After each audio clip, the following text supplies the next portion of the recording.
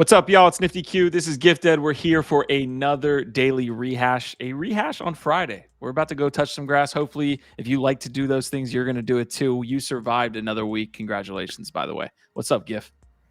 Yo, I'm just happy to be alive on another Friday, bringing you all out there the top 10 news stories from the last 24 hours in Web3. This is the rehash, the daily rehash. You can see the thread just posted over there on X that we're going to be running through. And we've got less than 10 minutes to get through these 10 stories, Q. So without further ado, let's get into it.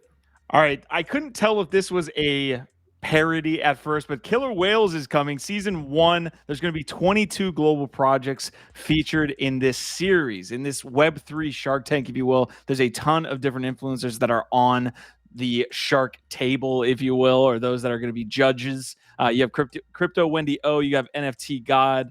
We saw K Money in there. A lot of different people signed up for this, and it feels like they tried to go with the parody of, again, Shark Tank. We'll see how it goes. Ape Water is featured there. They were getting pretty hammered there and made fun of, if you will. But anyways, Killer Whales season 1, excited for it. It's gonna go viral for all of the wrong reasons, but yeah, go watch the trailer if you want. It looks like entertaining at least. And all right, on to the next story here. We have an update from an Animoca Brand subsidiary called Darwise Entertainment. They are working to launch the first Metaverse ecosystem token on Bitcoin. So this is purely unique and a story just because we've seen this on Ethereum many times, different types of metaverse ecosystems launched there, but we have not seen this attempted on Bitcoin yet. And they are partnered with Horizon Labs, which will be using their expertise from the launch of ApeCoin, among other metaverse tokens, to try and launch something here with Darwise on Bitcoin. So that's it, Q. Any thoughts you have, let me know.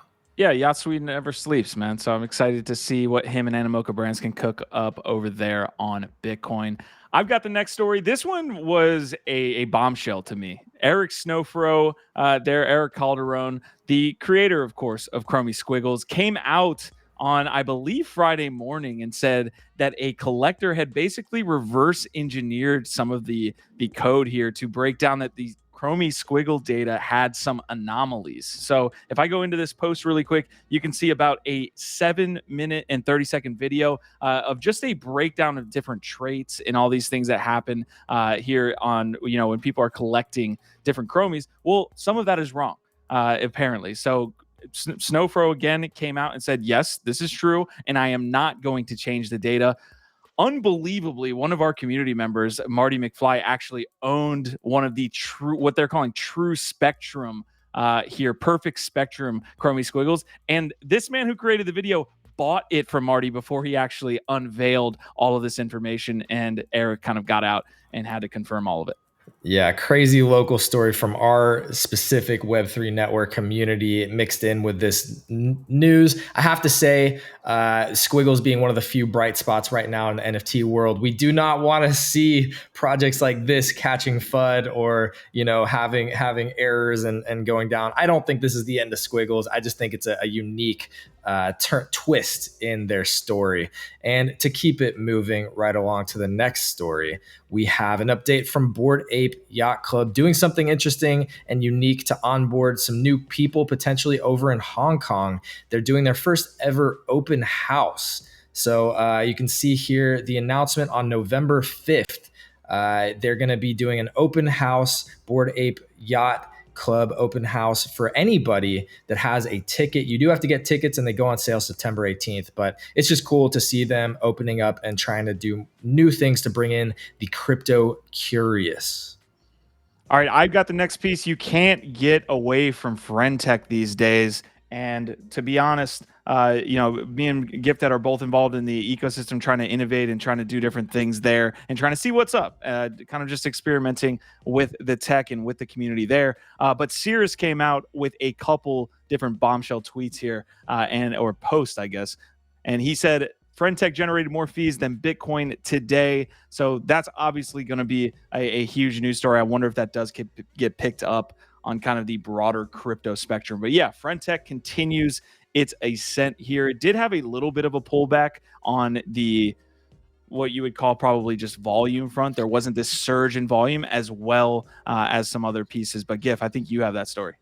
Well, I think that pullback might be called the Steve Aoki signal because, yes, yesterday we did announce that Steve Aoki had hopped into Friendtech. A lot of people usually call that some kind of local high or indicator that maybe that's the top. And we did see it pull back a little bit, but that didn't stop Aoki from earning 28 ETH in fees just in his first 24 hours on the app. But the most crazy thing here probably is comparing that to Bored Ape Yacht Club, which only earned 0.002 Ethereum in fees over the last over the last 24 hours. So 28 ETH just to Steve Aoki on Friendtech versus all of Bored Ape Yacht Club only earning 0.002 ETH in fees. Something's amiss here, or at least something's happening. That's why people are interested in Friendtech.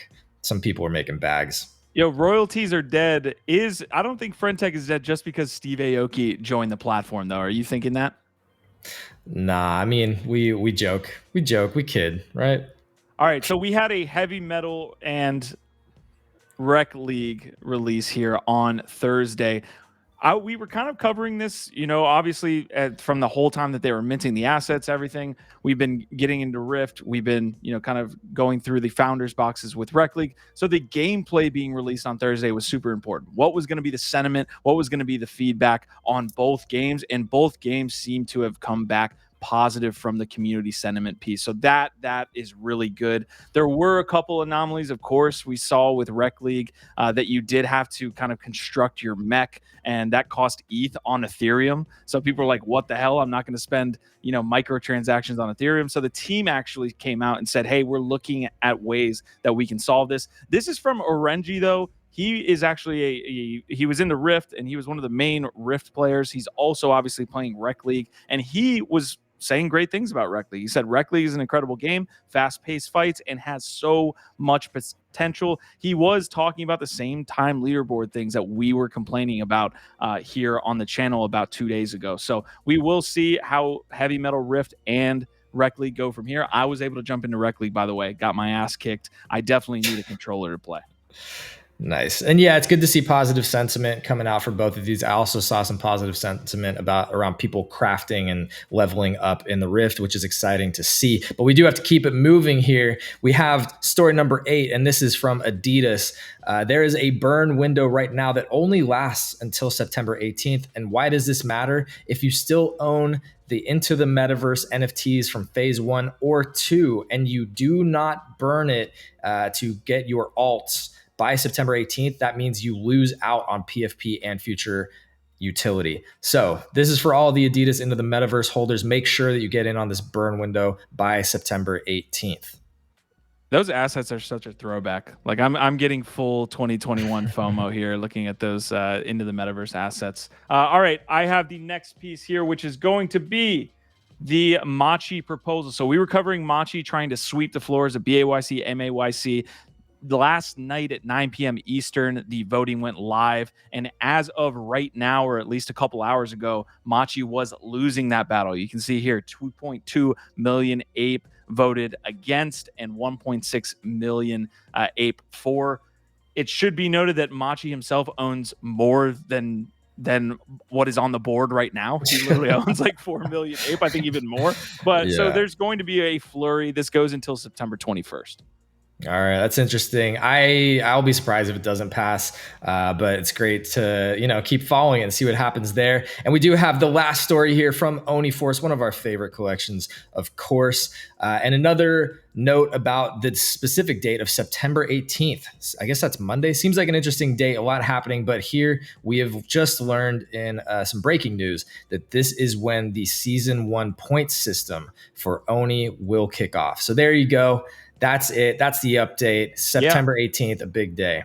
So the community points have been given out to PFP holders right now. So you can connect your Twitter account or your X account to the Oni points program and actually earn points for having it as your Twitter PFP or your X PFP. So yeah, we'll see what that comes with in season 1 on September 18th.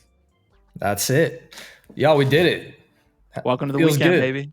Yeah, it feels good. We'll be back next week with more rehashes. Hopefully you like these daily rehashes, and we would love a subscribe and a like if you do get anything out of it. To ask Gifted when his feet pics are coming here on Friend Tech, we'll see what happens. You Otherwise, mean, I mean mean what? feet tech? Yeah, you mean feet tech? Little feet tech. All right, guys, our Vibe, our tribe. Enjoy the weekend. Touch some grass. Go do some things.